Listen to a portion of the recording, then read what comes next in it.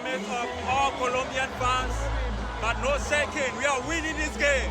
Only Ghanaian in this stand, but we are winning, right? You feel me? The support is there. Ghana, win!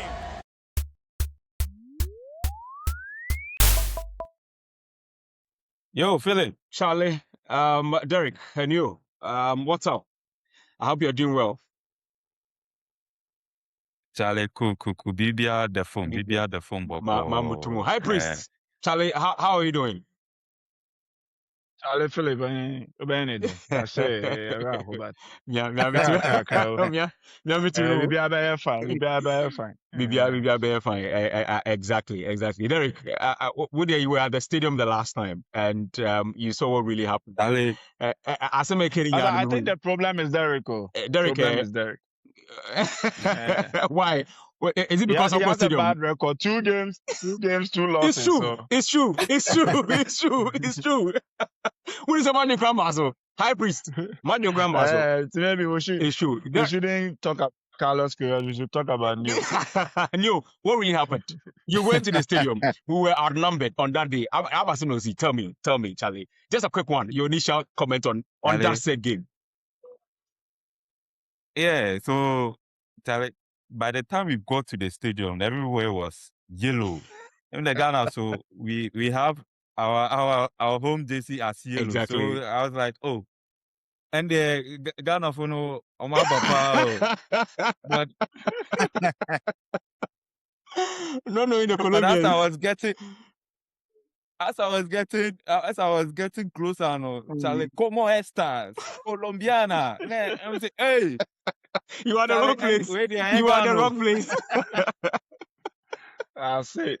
I tell you. So, Charlie, there were a lot of them at the stadium. Okay. All in yellow. So me, because of that, I wore the white jersey. Okay. Because I wanted to differentiate myself. Yes, I saw the picture. Not just blending in that.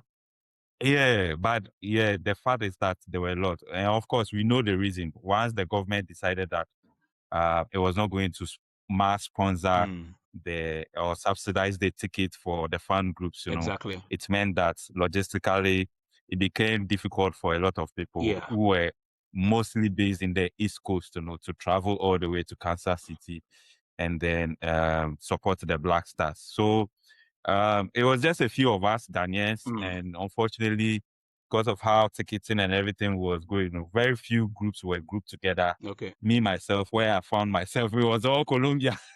I know, I understand. So I understand. When I got to my seat, they were like, "Oh, you made it! They're going to kill you." The guys were on fire. Yeah. So yeah, like right from the beginning, now we knew that like it was going to be an uphill battle. But okay, I mean, we were very confident that at least we can hold them defensively and then try and see if we can travel maybe extra time and then hope that maybe, the penalty kicks of this World Cup so far has been surprising. Yeah. So maybe we could just scrape through with the penalties and then see what we were. But it wasn't to be. We lost 1-0. But yeah, all in all, it was a good experience. I'm sure you're going to talk more about of course. What in terms of tactics and whatness. But yeah, that's what happened. But the boys are now blaming me, like almost in Marco Park. We're recording it. We're recording it. Uncle Stadium. Into official Limco Stadium, you. You've been banned. You've been banned. Okay, Charlie, High Priest. Where were you at that time? Were you also at the stadium or you were home watching it? No, I watched many new. We watched the Philly game now. Lucy, and then I was like, this Kansas trip, I was not going to make it. I think, well, of course, we are Ghanaian and I'm hopeful, but like realistically, I didn't see us like winning the game unless like miracle be a CBO. Like we needed like a Panama thing to happen against us. Like I did take it like knew the maybe or like East Coast into Queiroz. Knew the like a hand. I'm like may risk at all like take it around like 1,000 around that time, and I was like, was like, it will be a long flight back. Exactly. What can you show now? I say, we see casa shit. Yes, I know. We are now boy food. Let me sit this one out and just watch on TV. Yeah. I even said some copper movie, and then I saw it was like a Mexican place. I was like, no. Okay. You call me Kotoma. Some stuff. I just watch it at home. Okay. I mean, we can't complain too much. Mm-hmm. Okay. We'll take it like that. Okay, Charlie, we'll take it like that. But personally, I was also watching it at home, Charlie.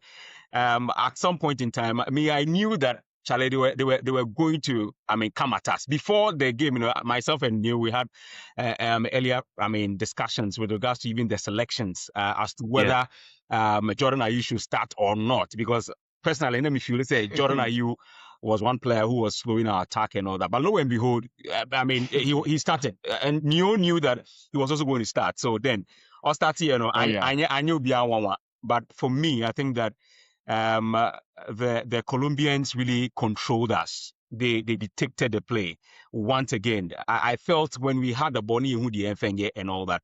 But hey, the game is gone. Thank you for your initial comment. But then, Neil, let me come to you. Interestingly, the Black Stars, throughout the first game to their last game until their exit, were you impressed with them? Because coming into the tournament, most of the people didn't really have the vim. And I say, let's say, we're doubting the Black Stars, even going far past the group stage. But some school of thought were saying even the Panamanians were going to be very much tough to ask, or tough of asking from them, because also looking at their friendly matches on Omabon is going to be a difficult game. Were you that impressed from the first game to the last game until the exit?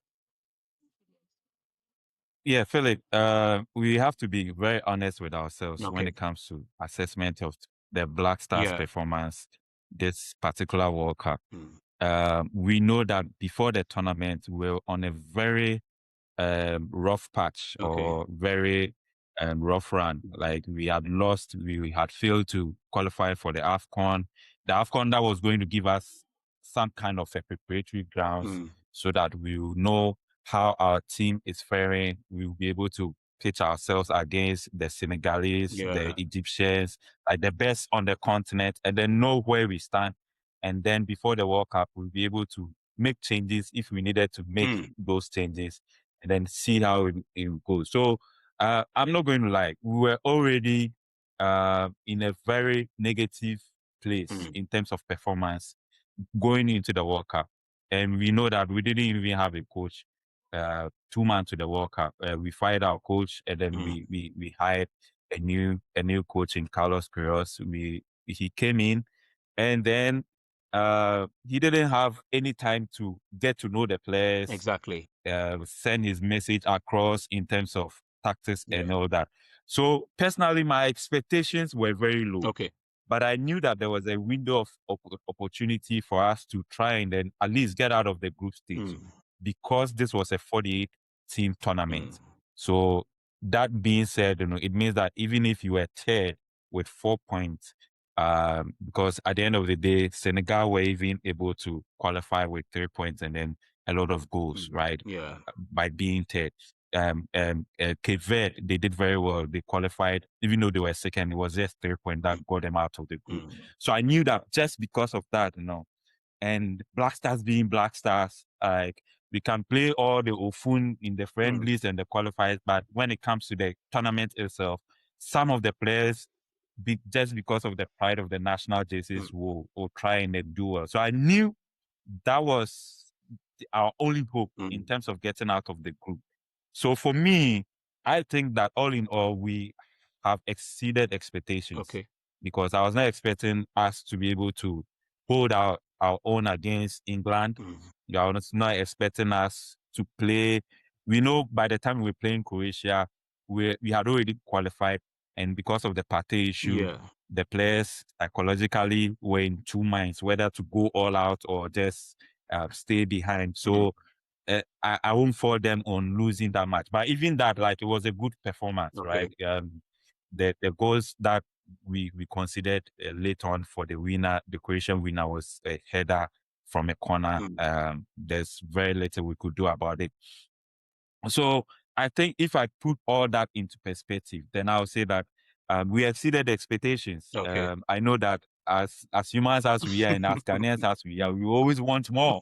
Oliver Twist. But to be realistic, Oliver Twist, yeah. But to be realistic, I'll say that we exceeded expectations. Okay. That's how I see it. High Priest, let me come to you. Neo is telling us that, Charlie, we exceeded expectations. I don't know about you. Yes, we all understand that Carlos Queiroz himself didn't get ample time. He didn't get enough time to put the team together. He came in barely about a month or two. Then we were embarking to the tournament and all that. But in your candid opinion, do you share the same light with Neo that we exceeded expectation? Oh yeah, like I mean that's like okay. I think it's a known fact. Our team is not good. Like let's not kid ourselves. Like yeah, I mean we are Black Stars and all those things. Our team is just very, very, very, very terrible. Right? Like Otuado the young kind of wants him. That's a whole separate story. I think most people will say we should call him back and sack him again. So realistically, my expectation was we'll have 3 points. That's the best that we could have. Okay. Because there's no way we are like I don't think we're going to be able to stand England, right? Like unless a lucky BS Croatia, like that's a very technical thing. Okay. Like which Croatia performance, like that's how they do. Like as a never ball, you feel like you can play, but they have the technicians to kind of destroy you when it's when it matters most. Exactly. So I expect to say, you need Bria as Panama that we can score. And like, if we Totuado, we're definitely probably going to have a draw, lose that game. So getting 4 points instead of 3 for me was like a win. Okay. Again, like our attack is very, very dependent on Kudus. Like, let's forget about normal players now who inform wingers. We have Semenyo. Our attack is very, very much dependent on Kudus. Once he was injured, I was like, no, we are not going to have any consistent attacking play. It's not going to happen. Forget about it. Like, when I will be dependent on to score? Like, you can't.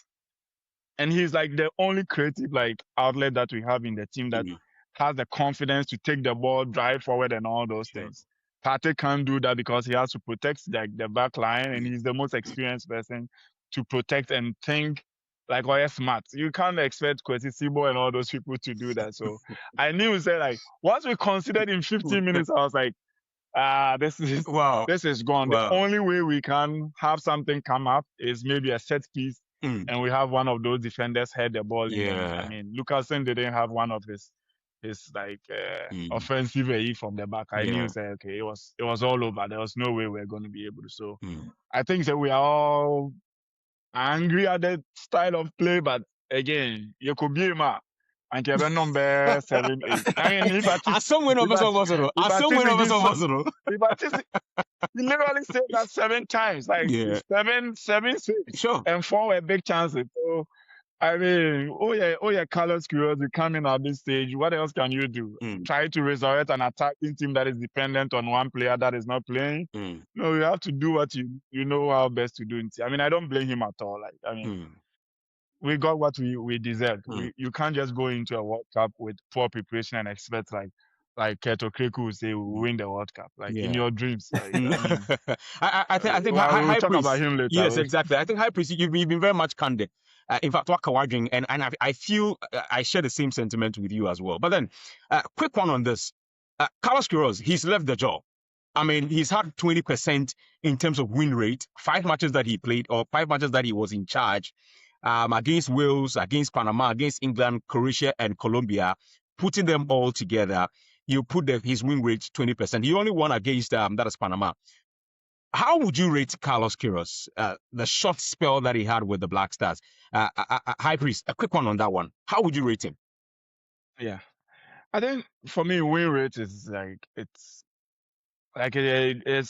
neither here nor there. Okay. Like it's not about win rate; it's about what expectations were. Were you expecting to win against England, Croatia? then when you get to round of 32. So all of those things, if my expectations, then me lose, yeah, I can't judge him based on win rate. So there was only one game that he realistically could win, which was the Panama game. And then he won that game. So kind of win rate, I'm like, now why not be winning any more than that?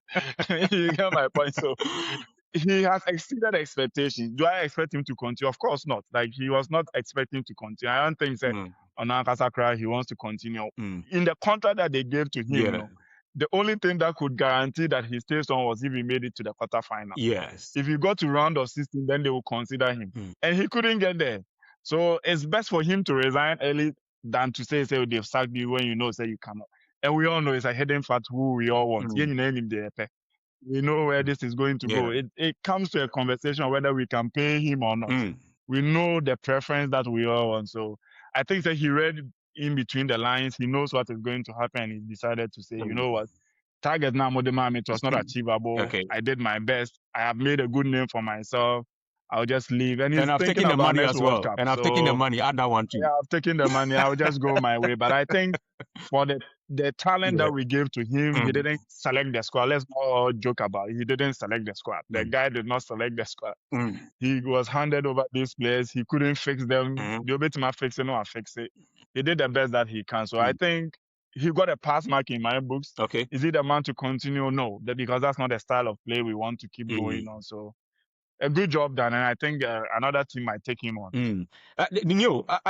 Based on what High Priest was saying, is it that we set the man to fail? Because one, like he rightly said, he didn't get the opportunity to even come in as quickly as possible to prepare the Black Stars, or also Afcon, to even have a fair idea or better idea about the players. Then again, going into the World Cup, he had only played one match. I mean, against Wales as a preparatory game.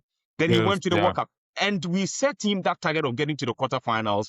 If you're able to get to the quarterfinal, that is where we can even consider our round of 16. Is it that we set him up for failure? You know, GFA, when it comes to setting targets, they are always funny. It's either they will set a bar that is unrealistic, or they will say our target is to do well. Yes, which is also not measurable. So forget about targets when it comes to GFA, because they are always off the bar. And again, just to piggyback on what High Priest said, even when it comes to win rates, the sample size is not even big enough statistically. You can't judge a coach by just 5 matches. It's just too small to now. Yes, the math today, you can work it out and say it is 20%, it is but you know that it is not enough, right? For him to be able, for you to do a fair assessment. So he's an experienced coach. So I think, and he's smart. Even though he's been in the game for a long time, he's coached big teams before, Egypt, Portugal, and then all these other teams. So he knew what he was working into. And I think he did a good job in terms of trying to steady a ship that was sinking. And so that's all he came to do in there.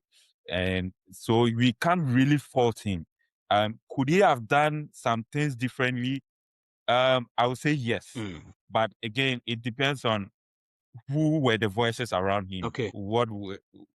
Because when it comes to GFA, we know about our biggest issue, which is interference. And when it comes to player selection, when it comes to in-game management, I remember the last World Cup, like there were some people on the bench, like the bench of the Black Stars, who were not supposed to be there. I'm like, your job, your job capacity in GFA does not qualify you to sit on the bench on the match day, right? And all of this is the interference that comes in. And I saw similar things happening with this coach as well. But again, what he could do, he did it very well. And we also knew who we're going in for. We know he's not a Pep Guardiola. He's not an attacking coach. We know that he's built his CV based on being solid at the defense. And then he was able to do that, right? Which is trying to make sure that we're very solid at the back. All the goals that we considered we cannot be mad about those goals, right? So for him, that's what he was able to do. Now going forward, could he have done better? We are all talking about the loss of Kudus, and then Jordan Ayew, whether he should have played less minutes or whether he should have even not played at all, right? There were some players who did not get an opportunity at all. But can you blame the man? He's not being with the team. And again, for me, my defense will always be that with the talent or the players that he got, he was always going to use history to judge his decision making. Exactly. And for all the forwards, Jordan was the one who had scored most of all the forwards that we had in the World Cup itself. Yes, even so prior to the qualifiers, he did that. Yeah, he did a lot of work. Exactly. Yes, in the qualifiers. Yeah, 7 goals in the qualifiers. Yeah, he virtually qualified us. So how do you drop him, right? But again, in terms of management minutes, instead of keeping him for 70 minutes, maybe could we have taken him off on the 50th minute and then like explode more, especially in the Colombian game when we were chasing the game, right? Once he brought in Elisha Owusu, I was like, okay, yeah, I know. I know you are a defensive coach. I know you are a defensive coach, but we are losing, right? So those are the things that if you really want to be hard on his performance, you can go in and then nitpick and then say. But again, if he was going to stay on for a long time, I would say he's going to learn from all of this. Okay. But he knew what he was walking into. So I'm sure that he himself was not expecting to stay on for a long time after what the World Cup. So yeah, for the GFA, at least I can commend them for not going cheap after Otoado. Okay. Because the whole Otoado episode is just because we are trying to be smart in terms of who we're going to pay, who we can control, and then all those dynamics, the politics of and the how much, the politics of Black Stars and the coaches, right? If you bring a coach who is top-notch, professional, can we force players on him or not? So all these dynamics, we know it plays, even though someone will say we don't have evidence to some of these facts, but we know the players talk like unofficially, and then we know what is going on in the background. So I think for that one, I'll give credit to the GFA for at least going for someone who was like a renowned name, and I think that gave us some kind of a boost going into the World Cup. So the teams coming against us, even though they knew we were no good, they know that the tactician at the bench was someone who is world class. And so they gave us some respect, and that's how we were able to play and then get the result that we got. Okay, so I think that is super. But then, High Priest, then again, Nua said it all, but did the man leave us with some bit of positives in there? For me, going into the World Cup, one positive that after the World Cup, I can pick was the fact that the partnership between Opoku and Ajeti, that is Jonas Opoku and Ajeti, was very much solid. Looking at the fact that we were still waiting for a certain Mohamed Salisu to come in, and Jiku also maybe in the near future to come in, he gave us another something to think about, a food for thought to think about. Look, you have another better pair of, defenders going forward. Aside that, would you want to say that he gave us some bit of positives to look out for in the next tournament? The positives are, some of them are the good parts. Some of them will probably find them fun.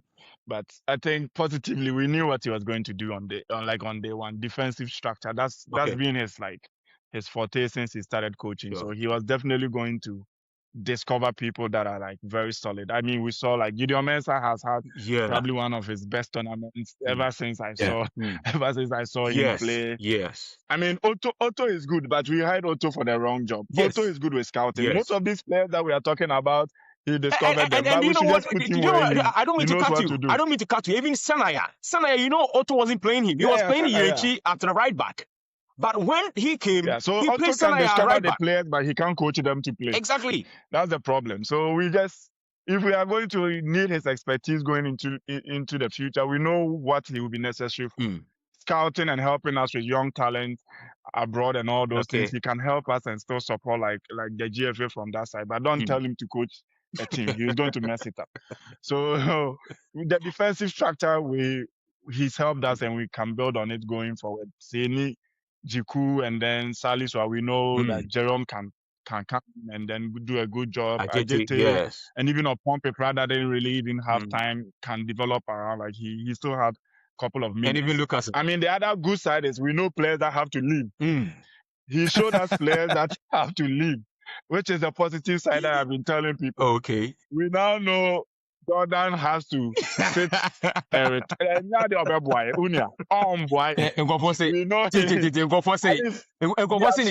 the defensive structure Jordan. And yes, I found Jordan no can attest to for all the things.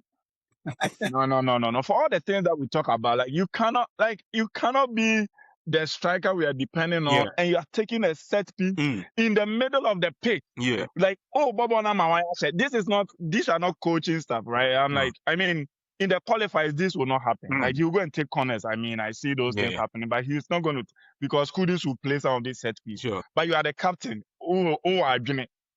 we need a goal. Then it's in the, like, at the end, almost center line. Like, what are you doing there? And then ball, you can't hit the ball to score. Like, it's like Kane going to play like a center line thing. And to win a Thomas Partey to him bones, like Jordan needs to sit. If he's continually called, that's the thing with like people that go with experience, and that's Carlos Queiroz. Even his interviews to Reuters and things, he was talking about experience. We didn't have experience. He doesn't really favor like the young players. Sure. So once like Jordan Ayew is there, he's going to count on experience. Jordan needs to sit. He needs to sit and allow other people to come in. He comes in 10-15 minutes, come and delay the Elisha Owusu cannot keep on playing. Like Elisha Owusu and Sibo cannot be a double eight in any game. Like we cannot keep playing that. We have seen Elisha Owusu enough. Yes. Over the past, he will not improve from where he is. So at least some of these things help us to know. We've seen Kamadi, we've given him many opportunities. It's time for him to sit. So some of the positives that I talk about, it's not even like players that showed up. It's players that have shown us that they cannot do the job going forward. And it's time. Now they can't complain. We gave you the chance. You messed it up.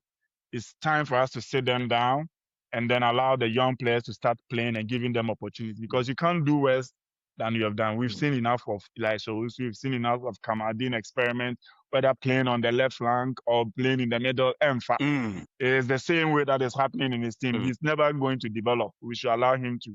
We've seen better talent. Clifford Abuajimu, we have allowed them to move on. Yeah. It's okay. So for me, some of the positives are players that we know needs to be phased out. Again, Partey, we know we don't have a replacement for Partey now.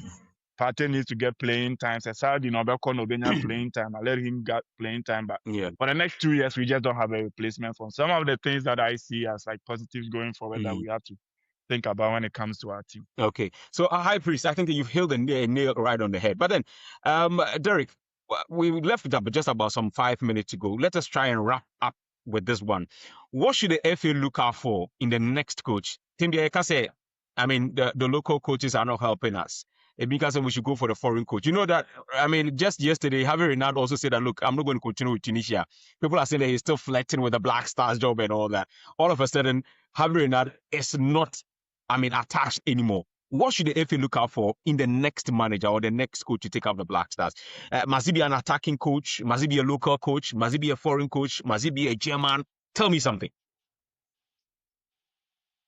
So first things first, we need to understand that regardless of what has happened, the Black Stars is still a high commodity. It's still an attractive prospect for world-class coaches, right?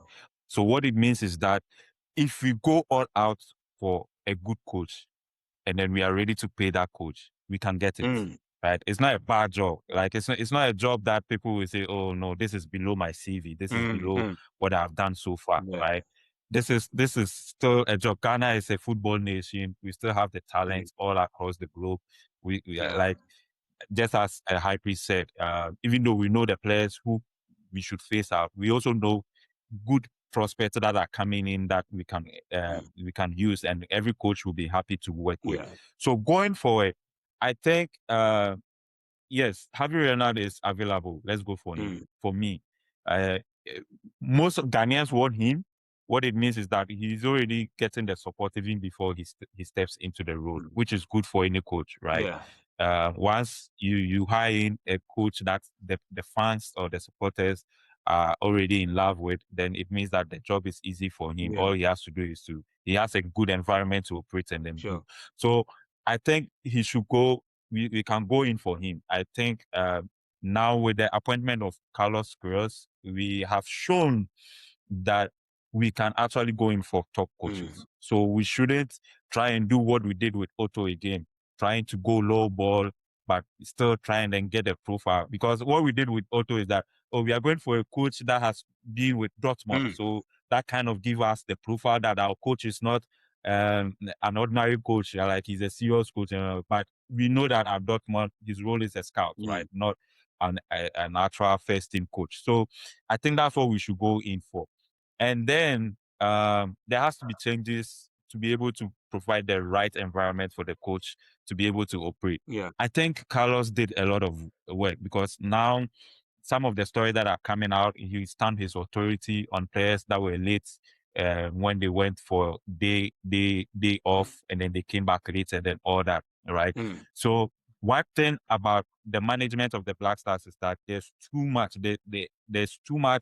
heavy interference from the JFA. And if that can stop, then we know that once we go in for a coach, and then you have the right environment to be able to scout on his own without any interference, you'll be able to watch players abroad, invite them if we need. Because I personally think that we could have used the services of Hossein Odoi and then even Edin Ketia in our attack, right? But because of the politics around it, that's why we are where we are now. So we need to be able to go in for that. Odoi was injured even in the World Cup, getting to the World Cup, they were all injured as well. But let's maybe proud to that, or before. Exactly. Yeah. But structurally in the GFA, there has to be some administrative changes as well, because we can't lie to ourselves. We always use the Black Stars as a safe-facing kind of project for all the rot that is going on in our Ghana football. Look at the league. Look at how it's ended. Look at the goal scoring buhaha that happened with someone scoring how many goals in the final match, and then all that.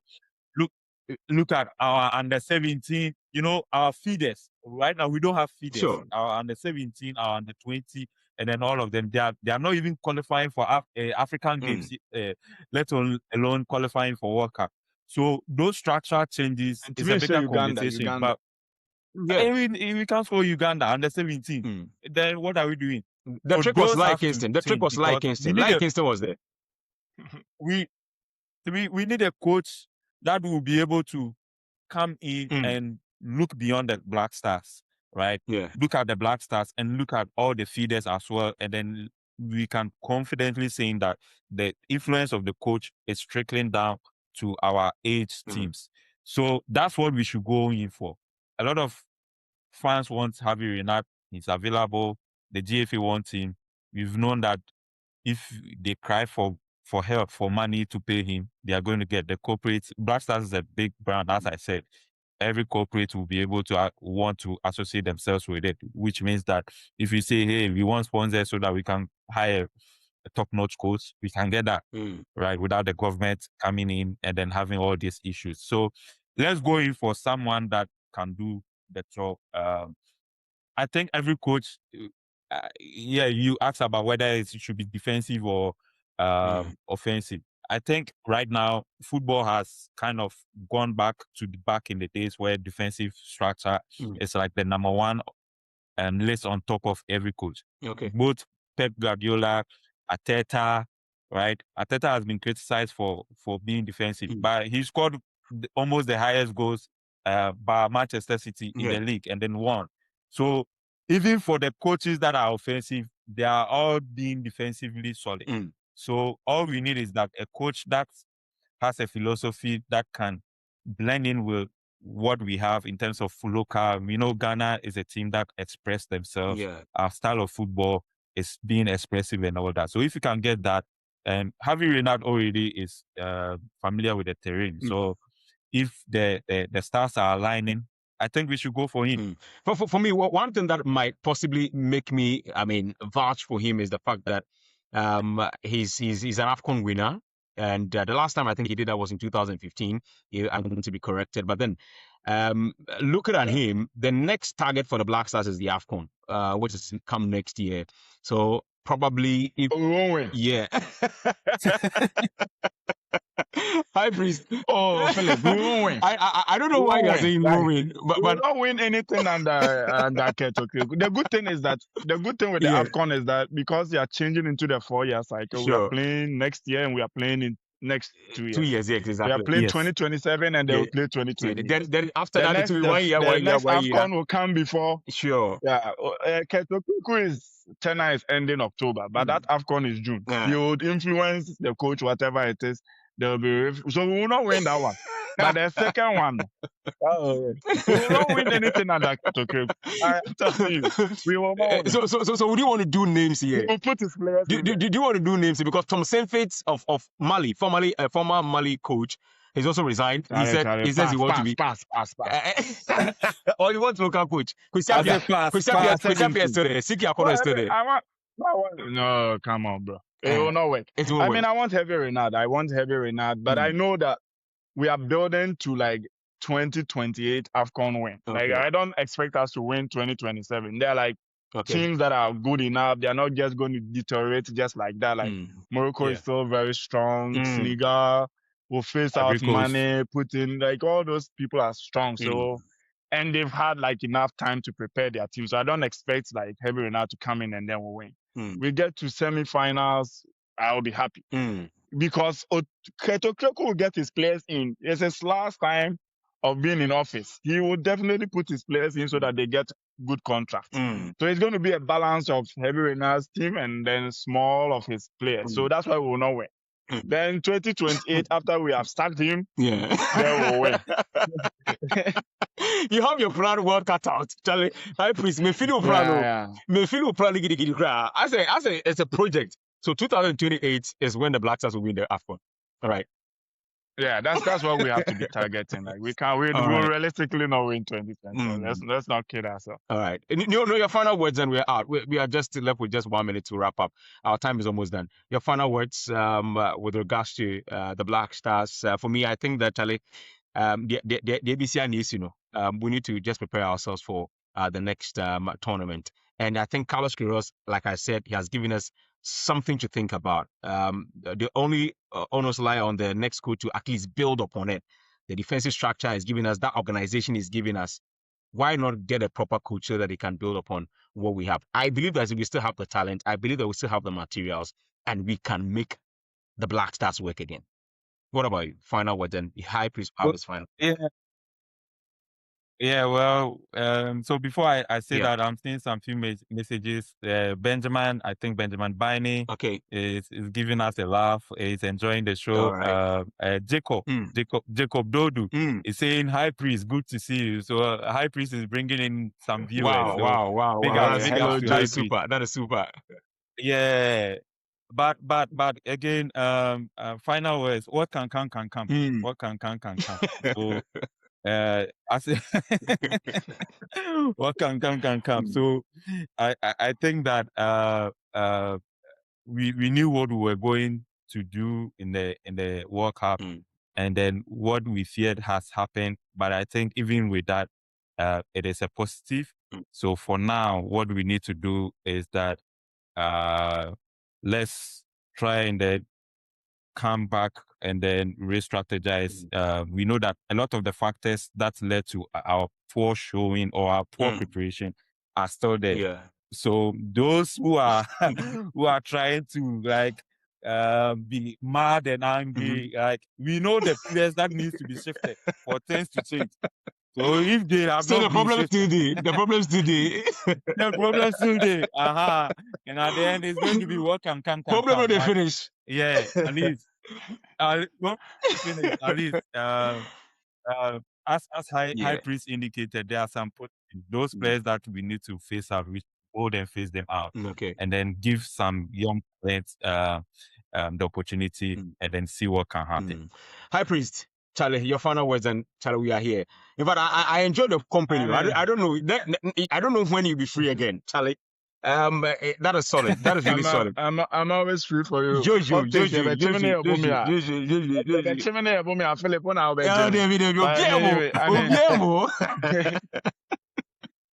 Men fan high, spot up, men fan high.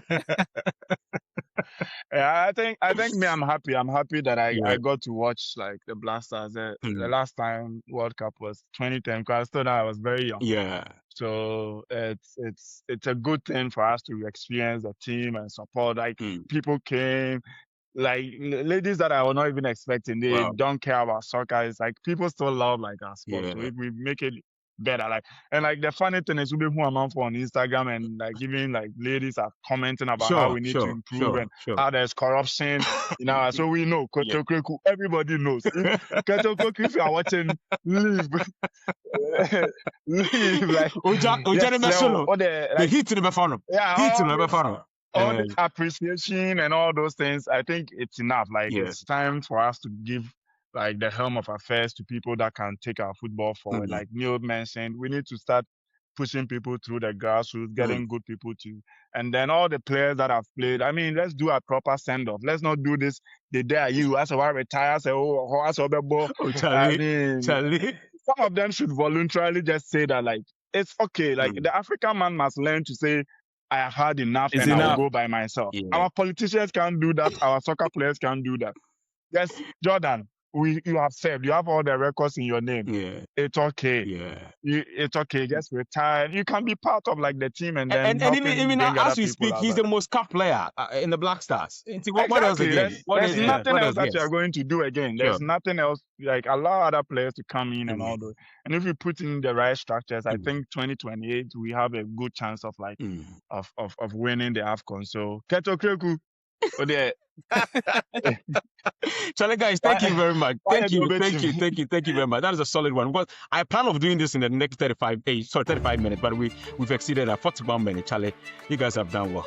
Enough respect. And those of you who were sending us messages, Charlie, we do appreciate you. God willing, I think it should be on Friday. When the season kickstarts, Charlie, we're going to do more of this one. It's going to be crazy. It's going to be crazy. Charlie High Priest, I do appreciate your time. Neo, Charlie, big ups. Thanks. Thanks a lot. Thanks. All right. See you. All right. Bye.